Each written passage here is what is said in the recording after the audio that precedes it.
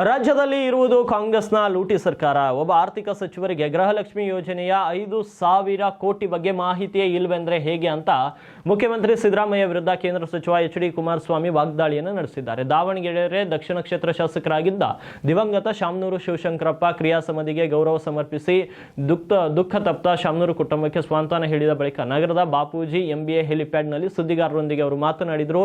ರಾಜ್ಯದ ಖಜಾನೆಯನ್ನೇ ಕಾಂಗ್ರೆಸ್ನವರು ಲೂಟಿ ಮಾಡ್ತಿದ್ದಾರೆ. ಇನ್ನು SCP ಮತ್ತು TSP ಅನುದಾನವನ್ನೆಲ್ಲ ಈ ಸಿದ್ದರಾಮಯ್ಯಗೆ ಏನು ಮಹಾ ಎಂದು ಪ್ರಶ್ನಿಸಿದರು. ಪ್ರಸ್ತುತ ಬಾರ್ ಲೈಸೆನ್ಸ್ ಪಡೆಯಲು 1.75 ಕೋಟಿಯನ್ನು ಕಾಂಗ್ರೆಸ್ ಸರ್ಕಾರಕ್ಕೆ ನೀಡಬೇಕಿದೆ. ಇದೇ ಕಾಂಗ್ರೆಸ್ ಪಕ್ಷದ ಹೊಸ ವರ್ಷದ ಕೊಡುಗೆ ಎಂದು ರಾಜ್ಯ ಸರ್ಕಾರವನ್ನು ಕುಟುಕಿದರು. ಕಾಂಗ್ರೆಸ್ ಪಕ್ಷದ ಚಟುವಟಿಕೆಗಳ ಬಗ್ಗೆ ನಾನಾಗಲಿ ರಾಜ್ಯದ ಜನತೆ ಆಗಲಿ ಯಾವುದೇ ಆಸಕ್ತಿ ಹೊಂದಿಲ್ಲ. ಪ್ರಪಂಚದಲ್ಲಿ ಸಿದ್ದರಾಮಯ್ಯನಂತ ಆರ್ಥಿಕ ತಜ್ಞನನ್ನು ನಾನು ನೋಡಿಯೇ ಇಲ್ಲ. ಅಮೆರಿಕದಂಥ ದೇಶವೇ ಇಂದು ಆರ್ಥಿಕ ಸಂಕಷ್ಟದಲ್ಲಿದೆ. ಜಗತ್ತಿನ ದೊಡ್ಡಣ್ಣ ಅಂತಲೇ ಕರೆಯಲ್ಪಡುವ ಅಮೆರಿಕದ ಅಧ್ಯಕ್ಷ ಡೊನಾಲ್ಡ್ ಟ್ರಂಪ್ ರಲ್ಲಿ ಹೋಗಿ ಆರ್ಥಿಕ ತಜ್ಞರು ಆದ ಮುಖ್ಯಮಂತ್ರಿ ಸಿದ್ದರಾಮಯ್ಯ ಆರ್ಥಿಕ ಸಲಹೆ ನೀಡಲಿ ಅಂತ ವ್ಯಂಗ್ಯವಾಡಿದ್ರು.